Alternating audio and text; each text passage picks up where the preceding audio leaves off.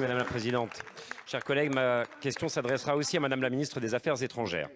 Alors qu'Ousmane Sonko, principal opposant au président Macky Sall au Sénégal, vient d'être condamné à 2 ans de prison dans des conditions extrêmement troubles et risque ainsi de ne pas pouvoir participer aux élections présidentielles l'année prochaine, la situation est là-bas explosive.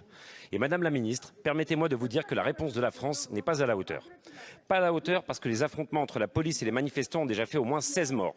On ne compte plus les arrestations arbitraires, les coupures de messagerie, des réseaux sociaux et même par intermittence de l'ensemble d'Internet depuis dimanche.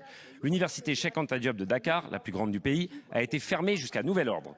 Et on évoque désormais la présence de nervis aux côtés de la police, des informations qui vont dans le sens des dizaines de vidéos que je reçois depuis plusieurs jours.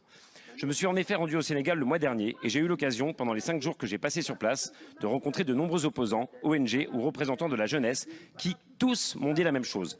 Nous ne laisserons pas le président Macky Sall nous voler les élections présidentielles l'année prochaine. Pas à la hauteur non plus donc, parce que la dérive autoritaire en cours dans ce pays a désormais franchi un nouveau cap, faisant naître une forte inquiétude quant au respect de la démocratie au Sénégal. L'affaire Sonko n'est d'ailleurs pas la seule qui a conduit à mettre des opposants de l'actuel président hors jeu.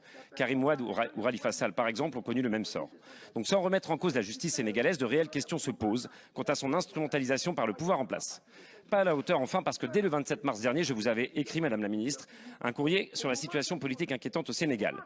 Dans une réponse reçue jeudi dernier, vous m'avez indiqué que le gouvernement français serait attentif à la préparation et au déroulement du processus électoral à venir dans ce pays.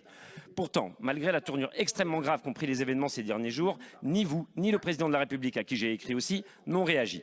Ce silence ne peut que renforcer un sentiment anti-français jusqu'ici très largement contenu dans ce pays, alors que nous avons déjà été chassés du Mali ou du Burkina Faso. Cette parole, Madame la Ministre, est pourtant très attendue des Sénégalais. Alors ma question est simple. La France va-t-elle se murer dans un silence coupable sur ce qui se passe à Dakar et se prépare-t-elle à reconnaître un 3e mandat du président Macky Sall, pourtant interdit par la Constitution sénégalaise? Free Sénégal.